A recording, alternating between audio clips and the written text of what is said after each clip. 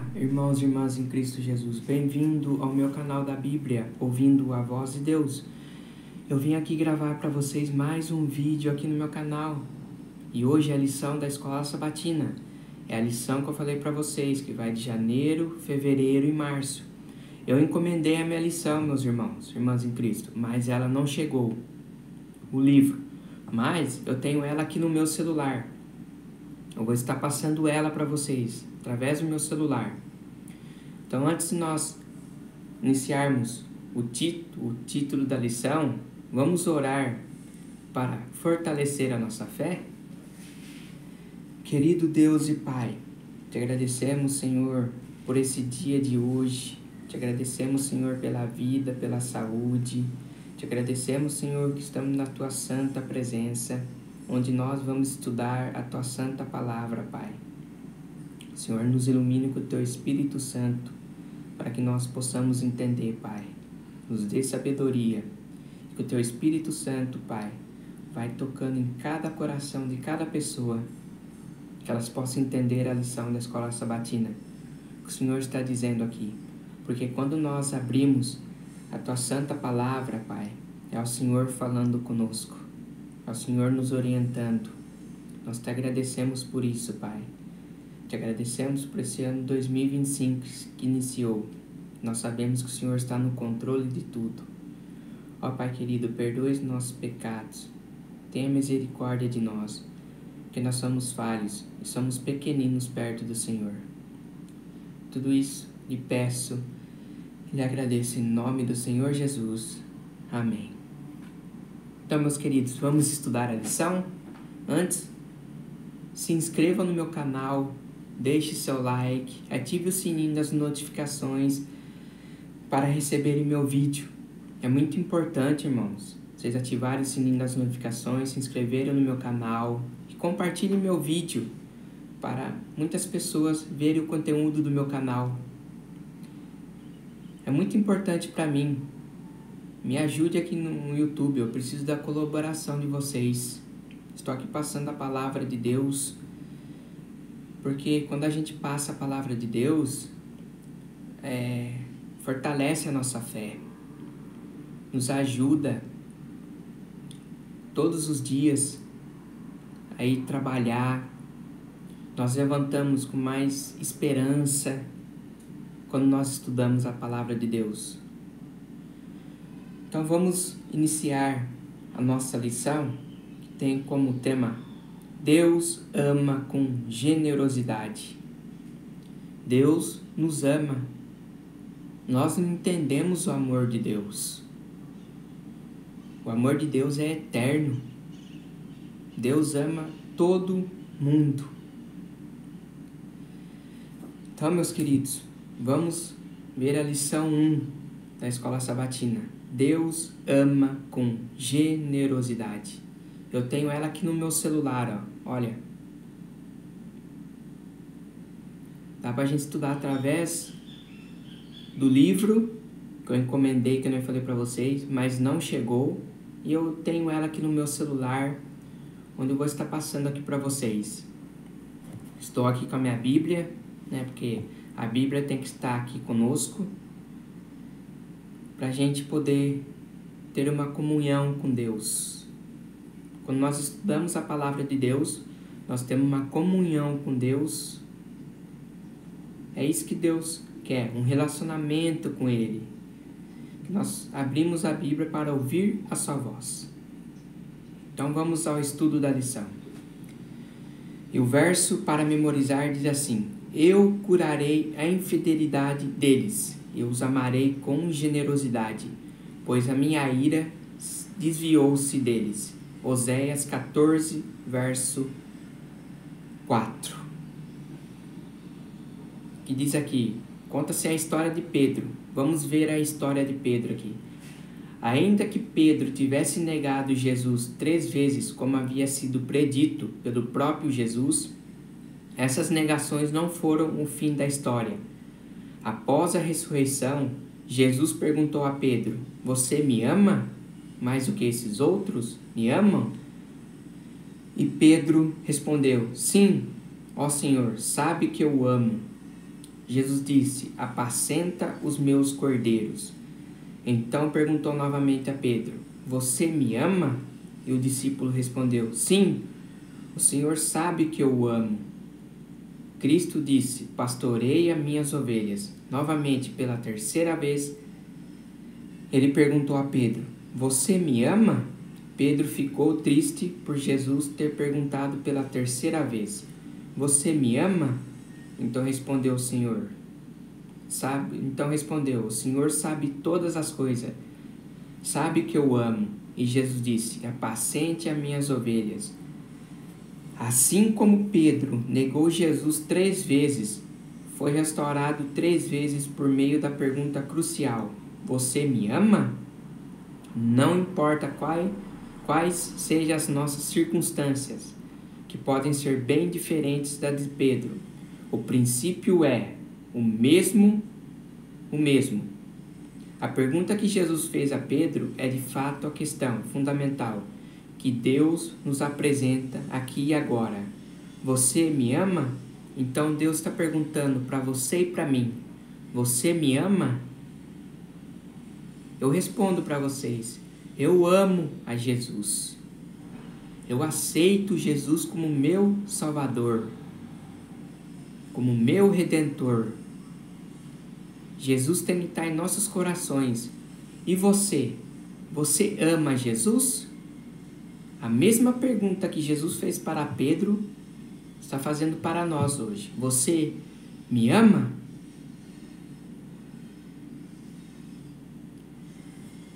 A lição de domingo, que tem como título Superando Expectativas Razoáveis.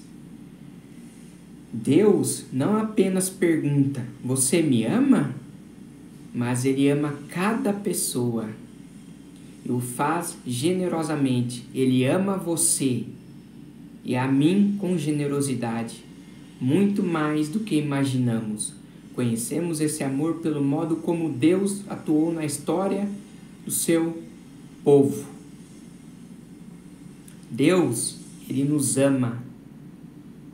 Ele me ama e ama você. Como eu falei, o amor de Deus é eterno. Deus, Ele ama cada pessoa. Agora aqui em Êxodo, capítulo 33, o verso 15 ao 22. Pensando no contexto desses versículos e na história em que estão inseridos, o que essa passagem, especialmente o versículo 19, revela sobre a vontade e o amor de Deus? Eu vou deixar para vocês lerem Êxodo 33, verso 15 ao 22. Pausem o vídeo e leiam esse capítulo para vocês responderem essa pergunta que eu acabei de ler para vocês. Eu vou deixar para vocês lerem também. Participem comigo. É muito importante a participação de vocês. É muito importante vocês comentarem no meu vídeo o que vocês acharam. Então, tudo parecia perdido. Pouco depois da surpreendente libertação do povo de Deus da escravidão no Egito, os israelitas se rebelaram contra o Senhor e adoraram um bezerro de ouro. Quando Moisés desceu do monte, viu o que eles haviam feito. Indignado, lançou ao chão as tábuas dos 10 mandamentos, quebrando-as, apesar de terem perdido todo o direito dos privilégios e bênçãos da aliança concedida por Deus com tanta generosidade. Ele escolheu voluntariamente continuar no relacionamento da aliança com os israelitas, ainda que fossem indignos das bênçãos da aliança. Olha, você viu? Moisés estava no monte. Deus deu as 2 tábuas dos 10 mandamentos para Moisés. E quando Moisés desceu do monte, viu os israelitas adorando um bezerro de ouro. E Moisés lançou as tábuas dos 10 mandamentos ao chão, e as tábuas quebraram. E mesmo assim, Deus continuou amando o seu povo. Mesmo que eles fossem indignos, Deus continuou amando o povo de Israel. nós conseguimos entender esse amor de Deus? Não. Por quê? Porque o amor de Deus é eterno, para sempre. Não é como um casal. O casal casa, fica junto uns 3, 4 meses e larga. Não é um amor eterno. Mas o amor de Deus é eterno, dura para sempre. Aqui em Êxodo 33, verso 19, diz assim: Lemos, terei misericórdia de quem eu tiver misericórdia, e me compadecerei de quem eu me compadecer. Muitas vezes, essas palavras são interpretadas erroneamente, como se Deus escolhesse ser compassivo e misericordioso com alguns, e negasse isso a outros, de forma arbitrária. No entanto, Deus declarou que será seletivamente misericordioso e compassivo com alguns, mas não com os outros. Essa não é a forma como o Senhor atua, ao contrário do que dizem algumas interpretações teológicas, segundo as quais ele predestina alguns à perdição eterna. Então, o que Deus está dizendo em Êxodo 33, verso 19?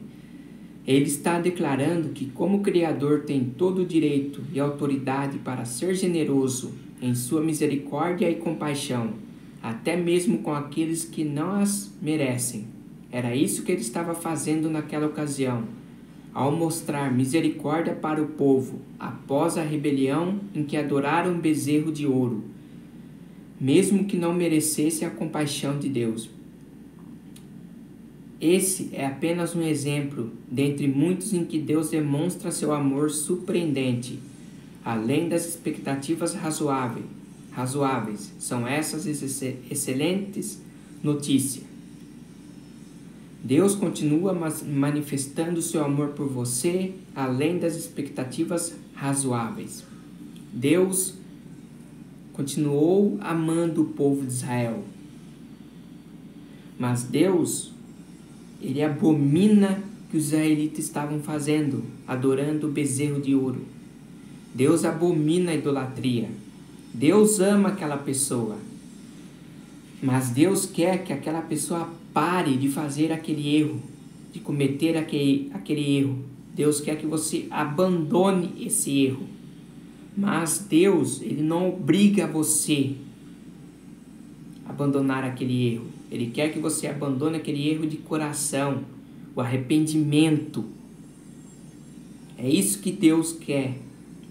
Se eu faço alguma coisa de errado, eu, Rafael, faço alguma coisa de errado, Deus me ama. Se eu vou lá, eu cometo um roubo, o que Deus quer que eu faça? Que eu abandone aquilo que eu estava fazendo. Não fique fazendo aquilo ali, roubando.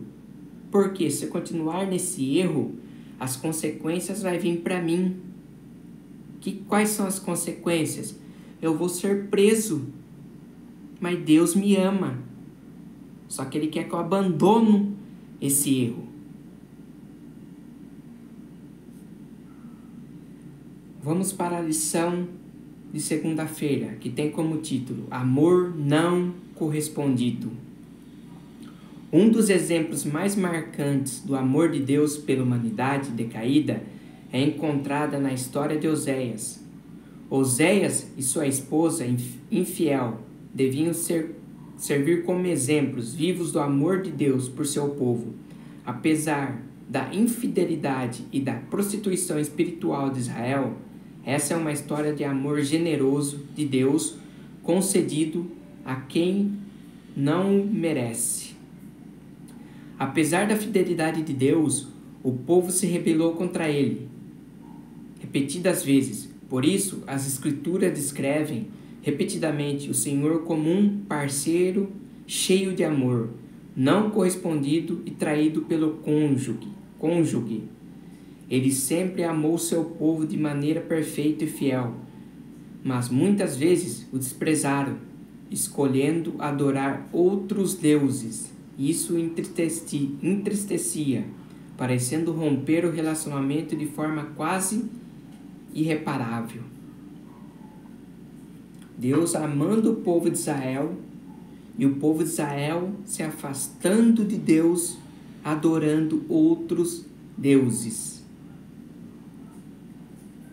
Olha só como Deus é amor. O povo de Israel decaindo, adorando outros deuses, Deus continuou amando o seu povo. Agora aqui a pergunta número 2. O que Oséias 14, dos versos 1 a 4, revela sobre o amor de Deus por seu povo? Vamos ler Oséias.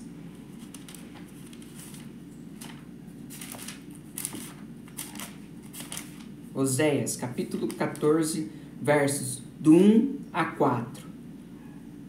O que revela sobre o amor de Deus por seu povo? Vamos ver. Olha só, olha o versículo 1 como começa. Povo de Israel, volte para o Senhor seu Deus. Você caiu porque pecou. Volte para Deus e ore assim. Perdoe todos os nossos pecados. Ouve a nossa oração e os nossos louvores serão o sacrifício que te oferecemos. A Assíria não pode nos salvar e a cavalaria não nos pode nos proteger. Nunca mais diremos aos ídolos feitos por nós mesmos que eles são o nosso Deus. Tu é o Deus, és misericordioso e cuida dos necessitados. Ó Senhor Deus, diz, vou curar o meu povo de sua infidelidade e vou amá-los com todo o meu coração, pois não estou mais irado com eles. Por mais que o povo de Israel estava pecando, adorando outros deuses, Deus perdoou eles. A sua ira não caiu sobre o seu povo. O que Deus queria que o povo fizesse? Que o povo se arrependesse, deixasse de adorar outros deuses. Aqueles ídolos eram feitos por eles mesmos. O povo ali estava colocando aqueles ídolos como seu Deus. Ídolo, imagem, não salva. É Deus que salva. Aquele ídolo que você coloca em cima da mesa, ele vai ficar ali em cima da mesa. Ele não vai se mexer. Ele não vai falar com você. É Deus que fala com a gente através da sua palavra. É Deus que salva. Mesmo o povo caído, Deus continuou amando. Que diz aqui no verso 4. Olha aqui, eu vou ler de novo. O Senhor Deus diz, vou curar o meu povo da sua infidelidade e vou amá-los com todo o meu coração, pois não estou mais irado com eles. Por mais que você esteja no pecado, porque o pecado se afasta você de Deus. O pecado nos separa de Deus. Mas quando você vai com generosidade, com amor, arrependimento, você confessa o seu pecado para Deus, Deus te perdoa. A ira de Deus não vai cair sobre você. Deus te perdoa porque Ele te ama, porque você é filho dEle. Você é precioso para Deus. Você é preciosa para Deus. Deus perdoa o seu pecado, porque Ele te ama.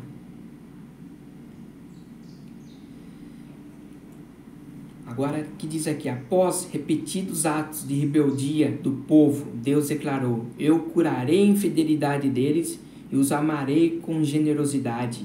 A expressão com generosidade ou de boa vontade é uma tradução da palavra hebraica nedabá, que indica aquilo que é oferecido voluntariamente. Essa é a mesma palavra usada para descrever as ofertas voluntárias apresentadas nos rituais do santuário.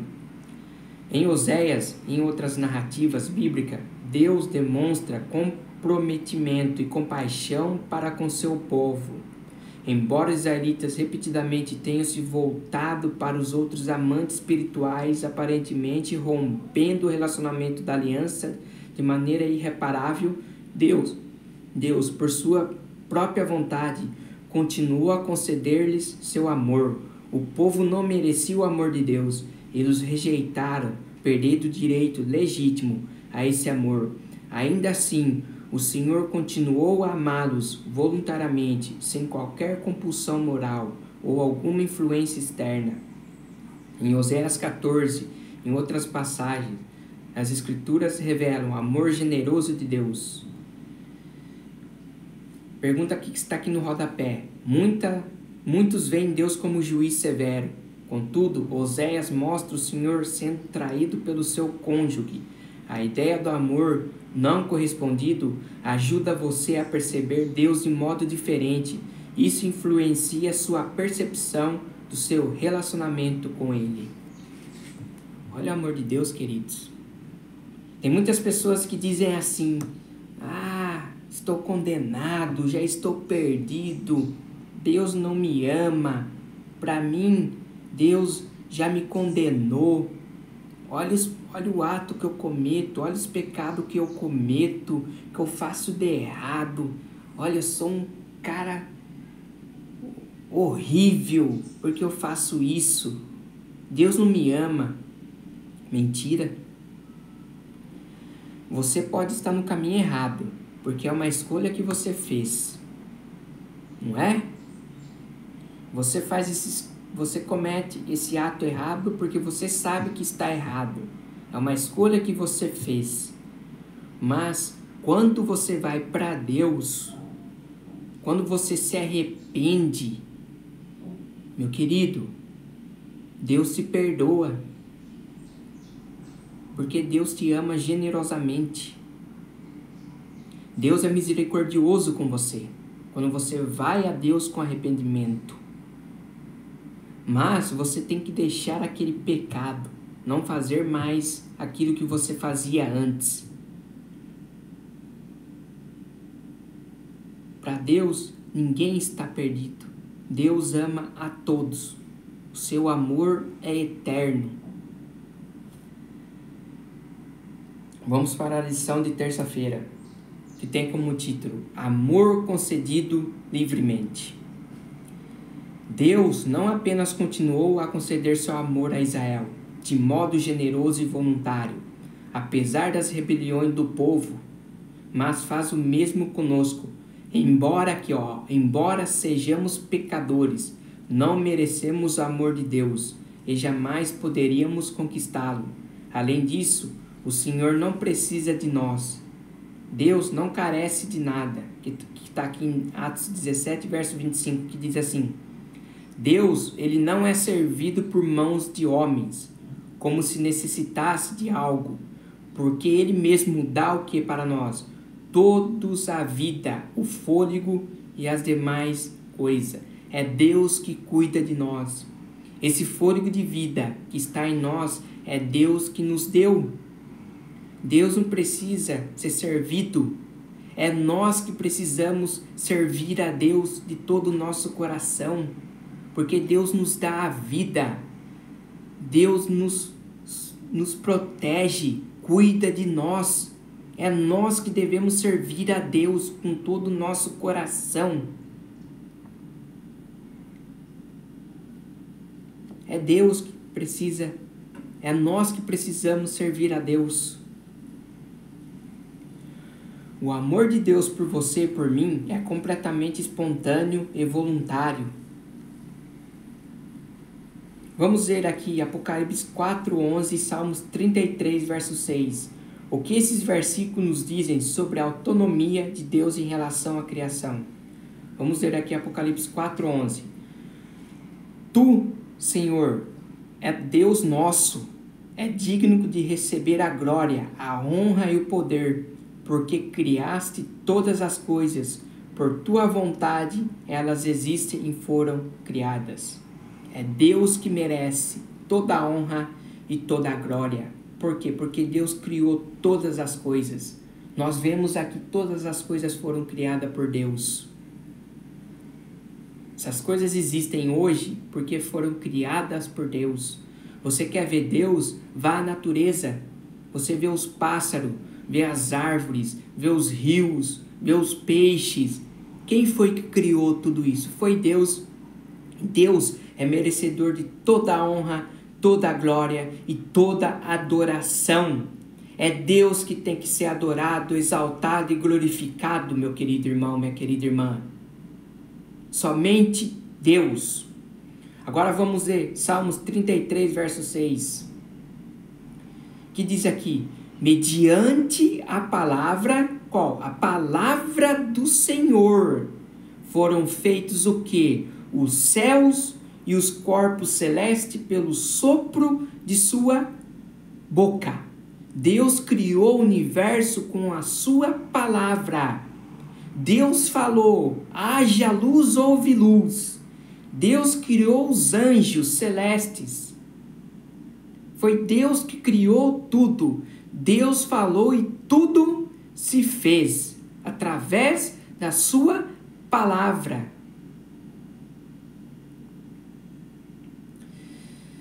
Deus criou o mundo por sua vontade, e por causa disso ele é digno de toda a glória, honra e poder. Deus não precisava ter criado o mundo antes da fundação do mundo. Ele já desfrutava o relacionamento de amor que existia na Trindade.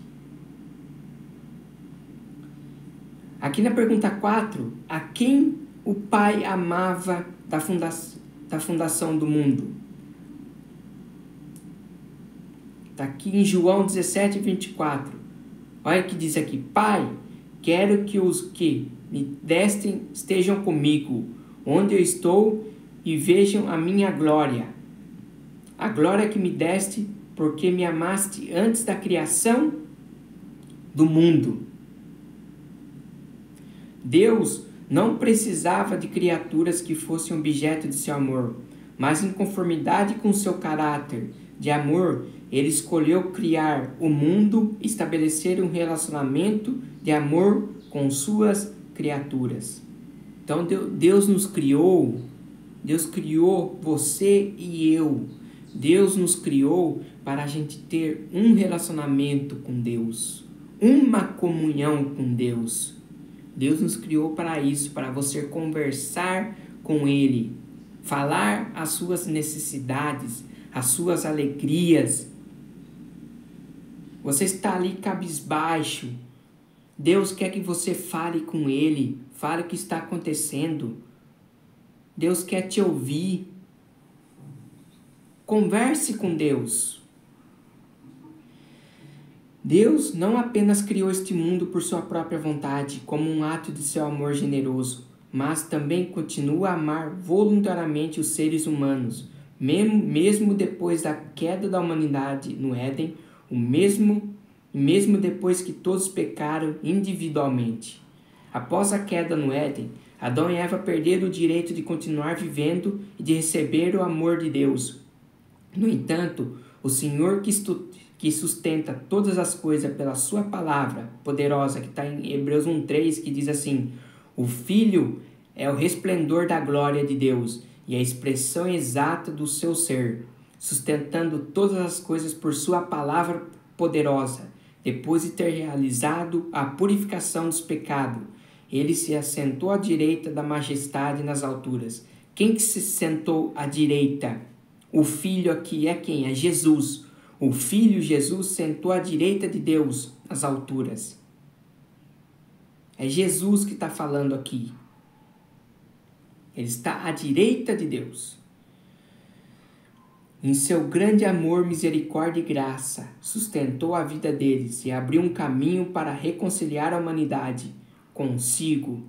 Mesmo por meio do amor, essa reconciliação também nos inclui.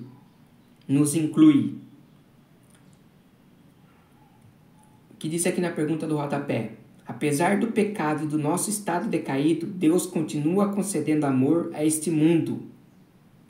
Apesar desse mundo decaído, que está o pecado, Deus continua amando este mundo, amando as suas criaturas. O amor de Deus é eterno. Não é um amor que, vou parar de amar esse povo porque esse povo está pecando, porque esse povo não me obedece, porque esse povo não quer ler a Bíblia, porque esse povo continua fazendo coisas erradas, pecando, não para de pecar, mas mesmo assim Deus continua amando.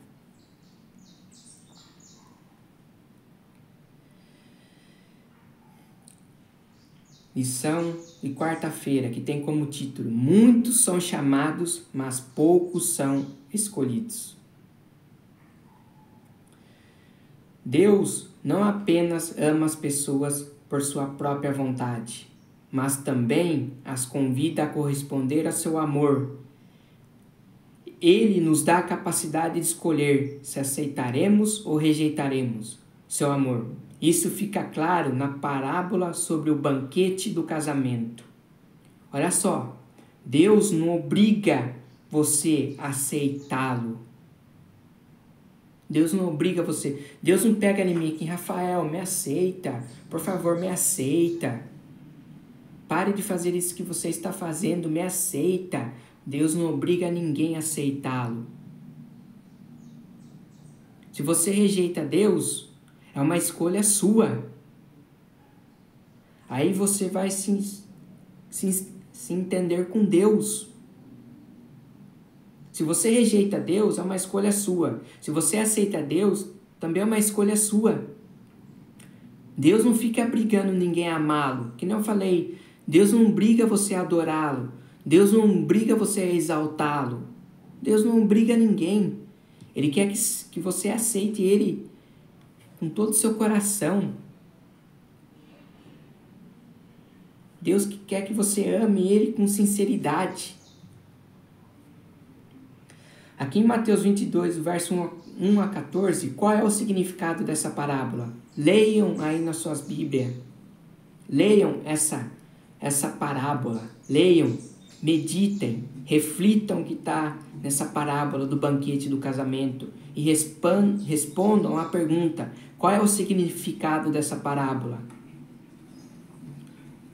Participem comigo na lição. Deixem aí nos comentários o que vocês acharam dessa parábola. Leiam. E diz aqui: na parábola do banquete de casamento, um rei organizava uma festa para seu filho e envia seus servos para chamar os convidados, mas eles não quiseram vir. Depois de várias tentativas, os convidados continuaram ignorando o chamado. Para piorar, prenderam e mataram os servos enviados. O rei enviou seus servos para falar do convite, mas as pessoas mataram os servos enviados pelo rei. Olha a crueldade dessas pessoas. Depois de ter punido os que mataram algum de seus servos, o rei disse aos outros servos: a festa está pronta, mas os convidados não eram dignos. Vão, pois, para as encruzilhadas dos caminhos e convidem para o banquete tudo o que vocês encontrarem. Então, temos o episódio de um homem que se recusou a usar a roupa apropriada para o casamento e foi colocado para fora. Isso indica a necessidade de receber as vestes nupciais oferecidas pelo rei para participar do banquete. Jesus encerrou a parábola com uma frase enigmática, mas altamente significa: muitos são chamados, mas poucos são escolhidos. O que significa muitos são chamados e poucos são escolhidos? O que essa frase significa? Os que são finalmente escolhidos, os eleitos, são os que aceitaram o convite para o casamento. Na parábola, o termo traduzido como chamar e convidar é a palavra grega kaleo, chamar, convidar, é o que determina quem é finalmente eleito e se ele aceitou livremente o convite. Deus chama ou convida todos para a festa do casamento. No entanto, cada um de nós pode recusar o seu amor. A liberdade é essencial para o amor de Deus. Para amor. Deus nunca irá impor seu amor. Infelizmente, podemos rejeitar o relacionamento de amor com Ele. Os escolhidos são os que aceitaram o convite. Para os que amam a Deus, Ele preparou coisa mais maravilhosa do que imaginamos. Tudo se resume à questão do amor e da liberdade inerente ao amor. Você aceitou o convite de casamento e está usando as vestes nupciais? Você aceitou o convite de casamento de Deus? Aceitar a sua palavra? Aceitar o amor de Deus? Você ama a Deus? Se você ama a Deus, você aceitou o convite. Se você não tiver com as vestes nupciais, você não está preparado. Você vai ser tirado fora. Se você não aceita a palavra de Deus. Como eu falei, Deus não obriga você a aceitá-lo. É um direito de escolha sua. É uma escolha que você fez. Deus não obriga você a aceitá-lo.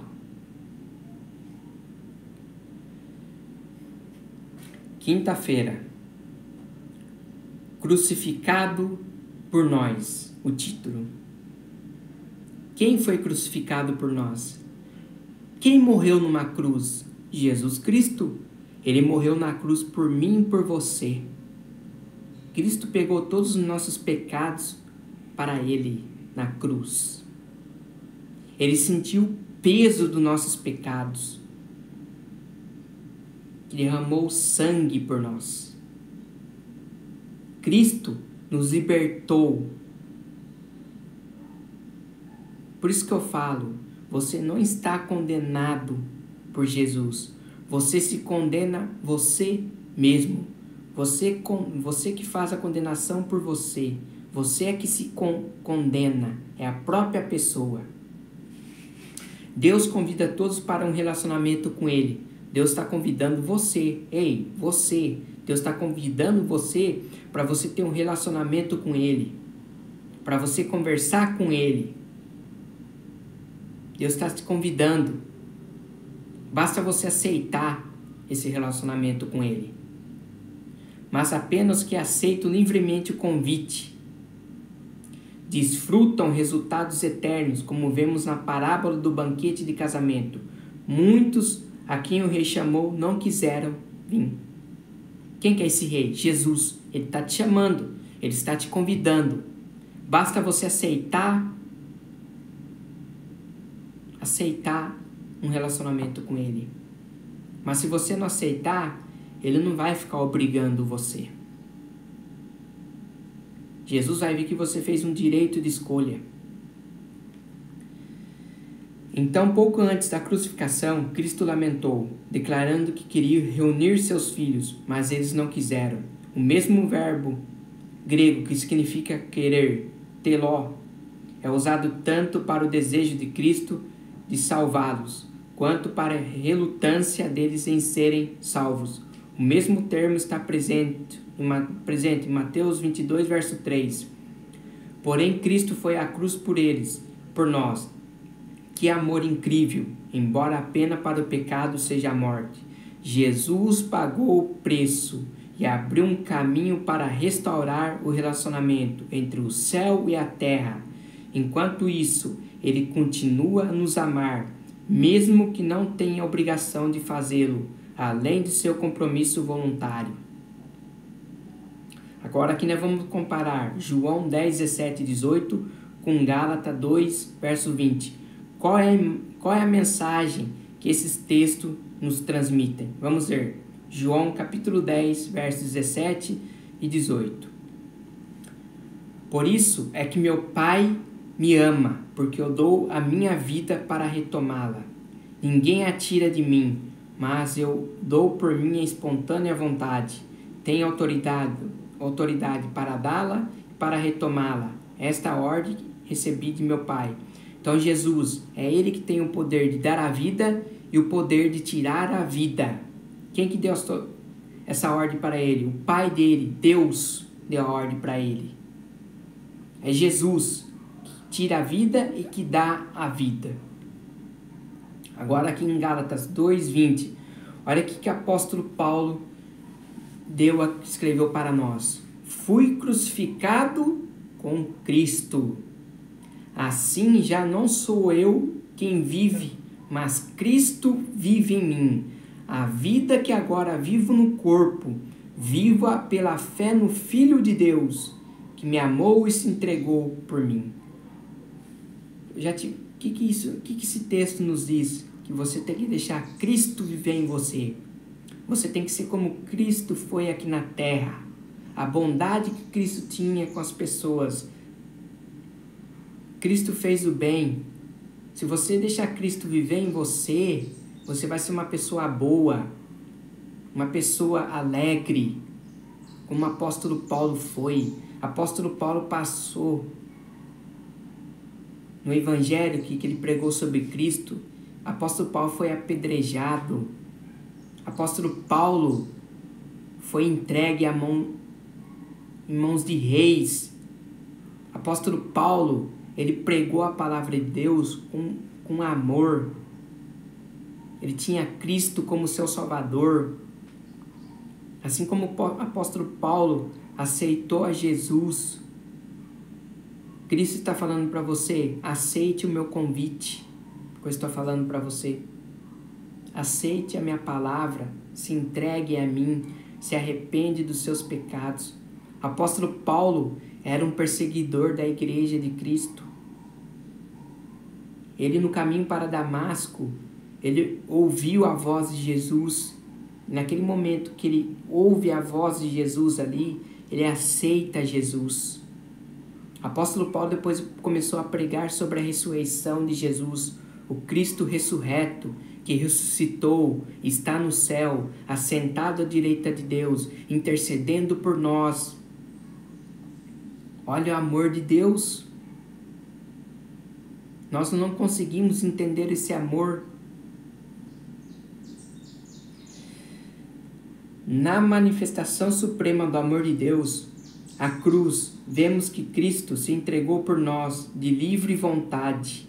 Ele deu sua vida espontaneamente. Ninguém a tirou dele. Cristo a ofereceu voluntariamente, seguindo o plano da redenção estabelecida no céu, antes mesmo da criação do mundo. O plano de nossa redenção não foi um pensamento posterior, formulado depois da queda de Adão. Ele foi a revelação do mistério guardado em silêncio nos tempos eternos.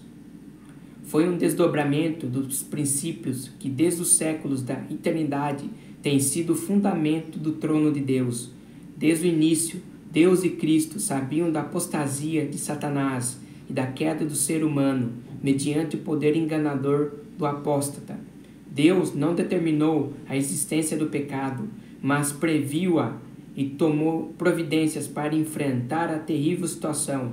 Seu amor pelo mundo era tão grande que decidiu entregar seu Filho unigênito para que todo nele crê não pereça, mas tenha a vida eterna. João 3,16. E a lição de sexta, estudo adicional. Ellen G. White, Parábolas de Jesus, página 240 a 248. As 10 virgens. A escuridão do falso conceito acerca de Deus é o que está envolvendo o mundo. Os homens estão perdendo o conhecimento de seu caráter. Este tem sido mal compreendido e mal interpretado. Neste tempo, deve ser proclamada uma mensagem de Deus, uma mensagem de influência iluminadora, de capacidade salvadora. O caráter de Deus deve se tornar notório, deve ser difundida nas trevas do mundo, à luz de sua glória, à luz de sua benignidade, misericórdia e verdade. Essa obra, esboçada pelo profeta Isaías nas palavras: Ó Jerusalém, você que anuncia boas novas, levante a sua voz fortemente, levante-a, não tenha medo, diga às cidades de Judá: eis aí está o seu Deus, eis que o Senhor Deus virá com poder, e o seu braço dominará, eis que o seu galardão está com ele. Os que aguardam a vinda do esposo devem dizer ao povo: eis aí está o seu Deus. Os últimos raios da luz misericordiosa, a última mensagem de graça a ser dada ao mundo, é uma revelação do divino caráter de amor de Deus. Os filhos de Deus devem manifestar sua glória. Revelarão em sua vida o caráter, o que a graça de Deus tem feito por eles. Parábolas de Jesus, página 245. Então esse foi o estudo 1 da lição da Escola Sabatina. A nova lição: Deus ama com generosidade. Deus te ama com generosidade. Deus ama você. Só que Ele quer que você saia fora do pecado, se arrependa do que você está fazendo e se entregue a Jesus. Meu querido irmão, minha querida irmã, que Deus abençoe vocês. Que a graça do nosso Senhor Jesus Cristo esteja sempre com vocês. Amém? Quero orar por você. Vamos orar. Querido Deus e Pai, te agradecemos, Senhor, por esse amor que o Senhor tem por nós. O Senhor nos ama com generosidade. Que nós possamos amá-lo também, Pai. Que nós aceitamos esse convite do banquete, que é aceitar a sua palavra, aceitar o seu amor. Que o seu amor, Pai, esteja dentro de nós e de cada pessoa.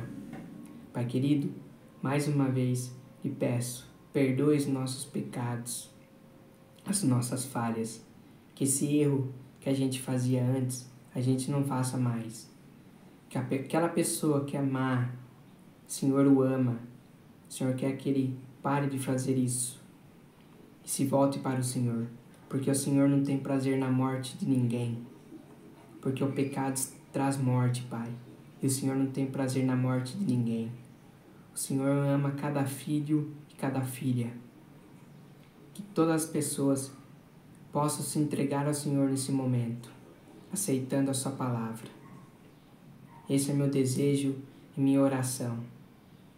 Em nome de Jesus eu lhe peço e agradeço. Amém. Então que a graça do nosso Senhor Jesus Cristo esteja sempre com vocês, meus irmãos e irmãs em Cristo.